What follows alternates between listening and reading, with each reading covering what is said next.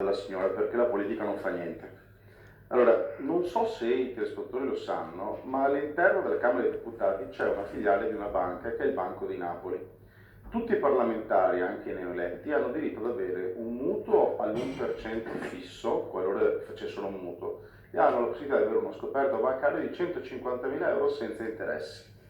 Allora, da un'indagine fatta giornalisticamente, adesso non mi ricordo chi l'ha fatta, è venuto fuori che, dico un partito perché è quello dell'indagine, ma una grandissima maggioranza dei parlamentari dei 5 Stelle, appena sono entrati in Parlamento, hanno sottoscritto un mutuo.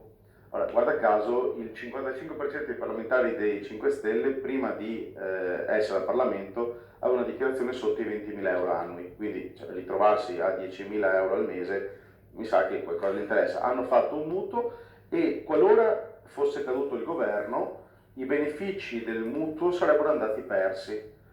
Quindi uno dei tanti motivi perché non ne frega niente di queste cose è questo. Uno dei tanti motivi per i quali c'è questo nuovo governo è questo. Quindi coloro i quali si siedono in quegli scranni pensano alle loro terga, a rimanere incollati in quegli scranni. Punto, il resto è acqua che passa e se ne va. Pronto?